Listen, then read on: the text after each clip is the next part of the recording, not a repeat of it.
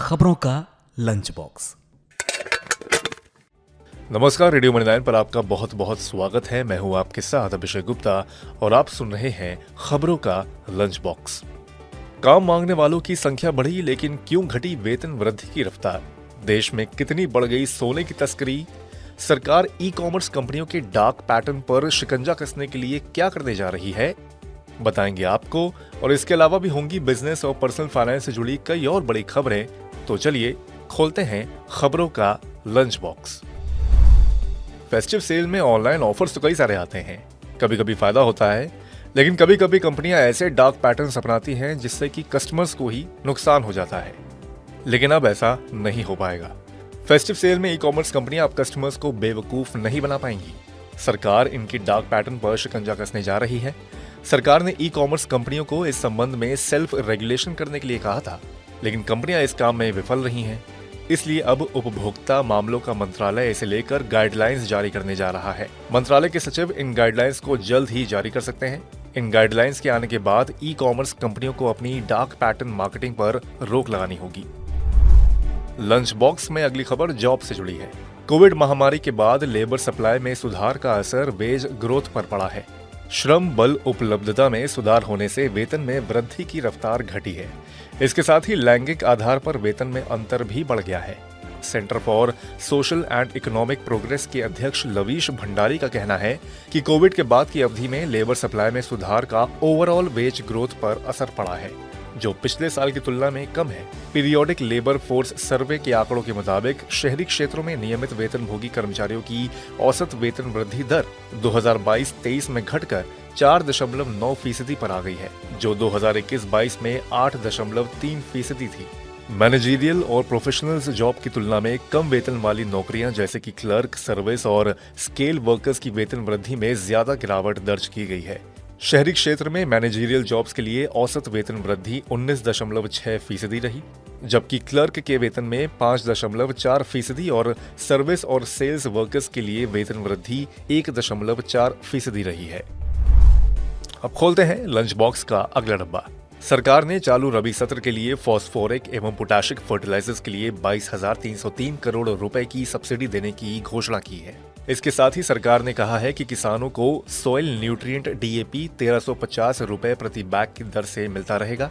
प्रधानमंत्री नरेंद्र मोदी की अध्यक्षता में केंद्रीय मंत्रिमंडल ने रबी सत्र 2023-24 यानी कि 1 अक्टूबर 2023 से 31 मार्च 2024 तक में P&K उर्वरकों के लिए पोषक तत्व आधारित सब्सिडी दरें तय करने के लिए फर्टिलाइजर्स विभाग के प्रस्ताव को मंजूरी दे दी है। घर खरीदने के लिए नवरात्र सबसे शुभ दिन होते हैं, और जो अगली खबर है उससे पता चलता है कि नवरात्र के दौरान कई लोगों ने घर खरीदे हैं। नवरात्रि का त्योहार मुंबई मेट्रोपॉलिटन रीजन के प्रॉपर्टी मार्केट के लिए बेहद शानदार रहा है। नवरात्रि के दौरान मुंबई में प्रॉपर्टी की रजिस्ट्री बीते साल के मुकाबले 37.4% ज्यादा हुई है। हाउसिंग यूनिट्स के रजिस्ट्रेशन में तेज उछाल के चलते राज्य सरकार के राजस्व में जोरदार बढ़ोतरी हुई है। राज्य सरकार के खजाने में प्रॉपर्टी रजिस्ट्रेशन से कुल 435 करोड़ रुपए आए हैं। Real estate consultancy firm Naik Frank ने डेटा जारी किया है, जिसके मुताबिक नवरात्रि के 9 दिनों में कुल 4,594 प्रॉपर्टी की रजिस्ट्री हुई है, जबकि बीते साल नवरात्रि के दौरान कुल 3,343 हाउसिंग यूनिट्स की रजिस्ट्री देखने को मिली थी। नवरात्रि के दौरान हर दिन 510 हाउसिंग यूनिट्स की रजिस्ट्री हुई है, तो बीते साल 371 यूनिट्स की औसतन हर दिन रजिस्ट्री देखने को मिली थी। एक और खूब प्रॉपर्टी सेल आउट हुई हैं, तो दूसरी ओर सोने की बिक्री में भी 30% तक की वृद्धि देखने को मिली है। नवरात्र के दौरान लोगों ने सोने की भी खूब खरीदारी की है। ET की रिपोर्ट के मुताबिक Malabar gold and diamonds, PNG jewellers और सेंको गोल्ड एंड डायमंड्स जैसे बड़े ज्वेलर्स ने पिछले साल की तुलना में दशहरा नवरात्रि के दौरान बिक्री में 30% तक की वृद्धि दर्ज की है। नवरात्र के दौरान सोना बिका तो पूरे साल देश में सोने की तस्करी भी खूब हुई।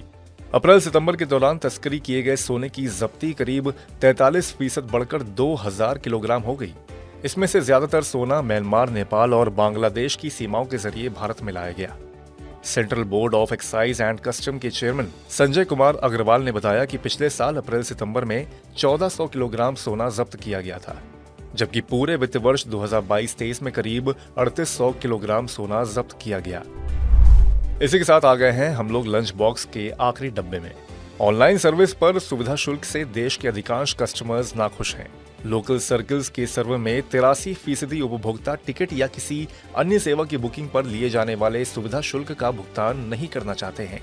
84% लोग चाहते हैं कि सरकार और IRCTC जैसी सार्वजनिक क्षेत्र की इकाइयां सुविधा शुल्क या सेवा शुल्क लेना बंद करें और डिजिटल इंडिया को बढ़ावा दें।